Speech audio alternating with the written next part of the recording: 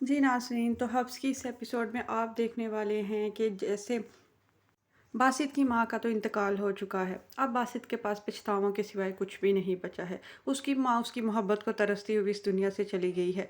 वो बासित से वक़्त की तलबगार थी, तवज्जो की तलबगार थी, मोहब्बत की तलबगार थी। मगर बासित इनमें से किसी पर भी पूरा उतर नहीं पाया है। उसने हमेशा अपनी माँ के साथ बदअखलाक़ी ही की है। वो अपनी माँ के साथ हमेशा लड़ा करता था, बहुत गुस्सा किया करता था। उसकी माँ उससे बहुत ज़्यादा मोहब्बत से पेश आती थी। जब उसकी माँ बचपन में इसको छोड़ गई थी, उस वक़्त से जो तलख़ियाँ बासित के अंदर थीं, उन्हीं तलख़ियों का इज़हार जो है वो बासित हर वक़्त अपनी माँ के साथ करता रहता था। वो बिल्कुल भी अपनी माँ को वो तवज्जो और वो मोहब्बत नहीं देता था जिसकी वो हक़दार थी। इसी बात की वजह से उसकी माँ हर वक़्त टेंशन और डिप्रेशन में रहा करती थी। वो बासित को समझाने की बहुत कोशिश किया करती थी कि उन्हें माफ़ कर दिया जाए, लेकिन बासित उन्हें माफ़ करने के लिए हरगिज़ तैयार नहीं था। लेकिन अब जब उसकी माँ इस दुनिया से चली गई हैं, तो बासित अब हर तरफ अपनी माँ को ढूंढता फिर रहा है। उसको अब अपनी माँ कहीं भी नज़र नहीं आ रही हैं। वो आयशा के साथ भी अपने इन्हीं पछतावों का जिक्र करता रहता है। अब वो ज़िंदगी से बहुत ही ज़्यादा बेजार नज़र आ रहा है। आयशा उसको बहुत समझाने की कोशिश करती है और ज़िंदगी की तरफ वापस लाने की कोशिश करती है। वो बासित को समझाती है कि अब इन पछतावों का क्या फ़ायदा है, अब इस गिल्ट से क्या हासिल होने वाला है। जो इस दुनिया से चले गए हैं उन्होंने वापस तो नहीं आ जाना ना। बेहतर इसी में ही है कि अब आप ज़िंदगी की इस हकीकत को कबूल कर लें कि आपकी माँ बाप के साथ नहीं रही हैं। मगर बासित बहुत ज़्यादा रोता रहता है। वो कहता है 18 साल बाद मेरी माँ मेरी ज़िंदगी में आई थी। जब मैं छोटा सा था तो वो मुझे छोड़कर चली गई थी। बहुत सारे मौक़ों पर मैं तड़प तड़प के रोया करता था। मैं हर वक्त अपनी माँ को याद किया करता था। अब जब इतने सालों बाद वो आई थी, मैं उन पर अपना हक जताना शुरू किया ही था तो वो फिर मुझे एक दफ़ा छोड़कर चली गई हैं। मैं तो अपनी माँ से अपने दिल की बातें भी नहीं कर सका हूँ। बहुत सारे गिले शिकवे मेरे दिल के अंदर ही रह गए हैं। मैं चाहता था कि मैं उनके पास बैठूँ, उनके साथ अपने ताल्लुकात सही करूँ, मगर मेरे अंदर की तलख़ियाँ मुझे ये सब करने ही नहीं देती थी। मगर आज मैं चाहता हूँ वो मेरे पास आएँ, मैं उनसे बातें करूँ और उनके दिल की बातें सुनूँ, मगर अब ये सब मुमकिन ही नहीं रहा। ग़र्ज़ ये कि बासित हर वक्त अपनी माँ की बातें ही करता रहता है। वो रात को भी उठ उठ कर रोता है। ख्वाब में भी उसको उसकी माँ ही नज़र आती हैं। वो पूरा तौर पर नफ्सियाती मसाइल का शिकार हो चुका है। उसको पछतावा ने अपनी लपेट में ले लिया है कि आखिर उसने अपनी माँ के साथ वो सलूक क्यों किया। उसकी माँ की ज़िंदगी इतनी कम थी तो वो उनकी कदर ही कर लेता, लेकिन अब कुछ हासिल नहीं हो सकता है। बासित का दोस्त भी उसको समझाता है कि अब तुम इस बात को दिल से निकाल दो। अपनी माँ की मौत का जिम्मेदार खुद को मत समझो। इसमें तुम्हारा क्या कसूर है। उनकी जितनी ज़िंदगी थी उन्होंने उतना ही जीना था। हाँ, तुम अगर उनके साथ सलूक बेहतर कर लेते तो वो अच्छे से ज़िंदगी गुजार कर यहाँ से चली जाती, लेकिन बासित तुम ज़्यादती करते हो। अब तुम आयशा के साथ ज़्यादती कर रहे हो। तुम्हारी माँ तुम्हारी ज़िंदगी से चली गई है, उनकी तुमने कदर नहीं की है, मगर अभी भी एक औरत तुम्हारी ज़िंदगी में है जो कि तुम्हारी बीवी है। तुम्हारा फ़र्ज़ बनता है कि तुम उसकी भी दिलजोई करो, उसके साथ भी अपने ताल्लुकात को बेहतर करो। तुमने अपनी माँ के साथ ख़राब हुए ताल्लुकात का बदला आयशा से भी लिया है। तुम उसके साथ भी बहुत बेइंसाफ़ी कर रहे हो। जिस दर्जे और मकाम की वो हकदार है तुम वो उसको नहीं दे रहे हो। बासित अब तुम अपनी माँ के लिए रो रहे हो और पछता रहे हो। कल को तुम आयशा जैसी मुखलिस और अच्छी लड़की के लिए भी रोगे और पछताओगे। उसकी तुम बेहतर है कि अभी के अभी ही कदर कर लो। बस बासित का दोस्त उसको समझाने की बहुत कोशिश करता है। तो बासित कहता है कि तुमसे आयशा मेरे बारे में कोई शिकायतें करती है।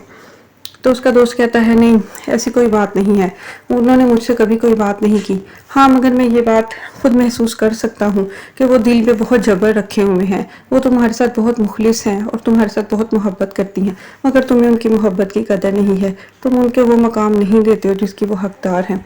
इस वजह से मुझे उनकी आंखों और उनके चेहरे में उदासी नज़र आती है। अगर उसका दोस्त जो है वो बासित को बहुत समझाने की कोशिश करता है। उसके दोस्त के समझाने की वजह से बासित के रवैये में बेहतरी भी आती है। वो आयशा के साथ अपनी माँ की बातें करता है। उसके साथ पहले से बेहतर दोस्ताना ताल्लुकात हैं। आयशा भी बासित की बहुत दिलजोई करती है। वो भी उसको समझाती है कि आप ऐसा करें, अगर आपको हर वक्त अपनी माँ की याद आती रहती है तो आप कब्रिस्तान जाया करें। आप अपनी माँ की कब्र पर जाकर उनके साथ बातें किया करें ताकि आपका दिल जो है वो हल्का हो जाए। आयशा की ये बात बासित के दिल को बहुत भाती है। वो कहता है कि तुम्हारी बात बिल्कुल ठीक है। जो बातें मैं अपनी माँ की ज़िंदगी में उनसे नहीं कर पाया, बेहतर है कि मैं उनकी कब्र पर जाकर उनसे करूँ। वो मेरी सारी बातें सुनेंगी। तो ठीक है, फिर तुम और मैं उनकी कब्र पर चलते हैं।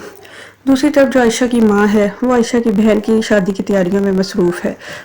उसने जो ज़ोया के लिए उसकी माँ ने जो रिश्ता ढूंढा है वो अमीर ख़ानदान के लोग हैं। उस आदमी की उम्र जो है वो बहुत ज़्यादा है। ज़ोया उसके साथ शादी नहीं करना चाहती है, लेकिन उसकी माँ लालच का मुजाहरा कर रही है। वो कहती है कि इतना दौलतमंद आदमी है, उम्र में बड़ा है तो क्या हुआ, ज़िंदगी में ऐशो इशरत करोगी, घुट घुट कर जीने का भी क्या मज़ा है। मगर ज़ोया जो है वो इस सब के लिए तैयार नहीं है। ज़ोया प्लान बना चुकी है कि वो इस घर से शादी वाले दिन भाग जाएगी। दूसरी तरफ ज़ोया के ससुराल वाले उसके लिए जो कीमती तोहफ़े बेचते हैं, उसकी माँ बार बार उन तोहफ़ को देख कर खुश हो रही है कि मेरी बेटी को इतने अमीर लोग मिले हैं। ज़ोया तुम्हारी तो किस्मत बहुत अच्छी है, तुम देखो पैसे में खेलोगी, ऐश करोगी और अपनी माँ को शाबाश दोगी कि तुम्हारी माँ ने इस जगह तुम्हारी शादी की है जहाँ ज़िंदगी के मसाइल के लिए तुम्हें रोना नहीं पड़ेगा, हर चीज़ तुम्हें मिलेगी, हर पैसा दौलत जायदाद सब कुछ तुम्हारे पास होगा। मगर ज़ोया बज़ाहिर तो बहुत ही खुशी का इजहार कर रही है कि वो इन चीज़ों से और इन बातों से खुश है, मगर अंदर ही अंदर वो भागने का प्लान बनाए हुए है। इस बात का खदशा जो है वो आयशा की माँ को भी है कि ज़ोया कोई घुल ही ना खिला दे। वो ज़ोया आयशा की बड़ी बहन से कहती हैं कि तुम ज़रा पता तो करो इसके दिल में क्या बात है। मगर आयशा की बड़ी बहन कहती है मैं तो खुद नहीं चाहती कि ज़ोया का वहाँ रिश्ता हो, तो मैं उसको कन्विंस क्यों करूँ और मैं उसके साथ क्यों बात करूँ। गोया बानो भी अपनी माँ के साथ इस बात से नाराज़ है कि वो ज़ोया की इतनी बड़ी उम्र के आदमी के साथ सिर्फ लालच की वजह से क्यों शादी कर रही हैं। ज़ोया वहाँ गुजारा नहीं कर सकेगी, लेकिन उसकी माँ उनकी बातों में आने वाली नहीं है। वो तो बस दौलत और जायदाद देख कर ही मरी हुई है और वो यही चाहती है कि बासित की तरह जो है वो ज़ोया को भी कोई अमीर घर मिल जाए।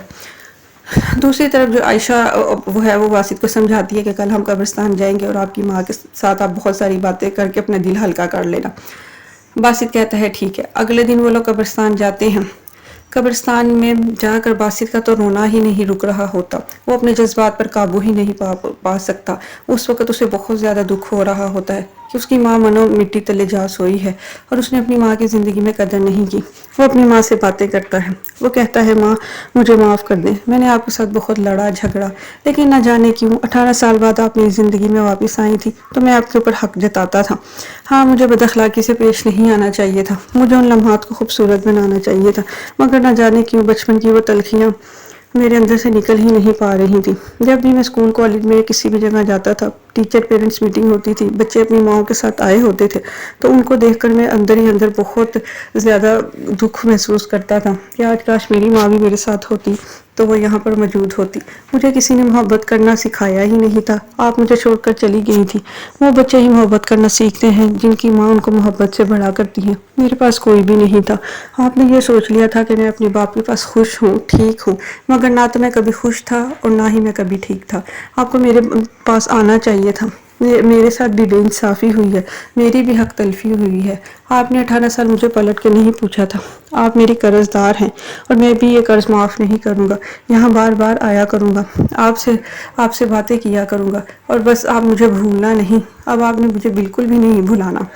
मैं भी अब आपको नहीं भूल सकता। आप मेरी माँ हैं, बस मुझे माफ़ कर दे। मैं आपसे माफ़ी का तलबगार हूँ। जो वक़्त आपको दरकार था मोहब्बत और तवज्जो का वो मैं आपको नहीं दे सका।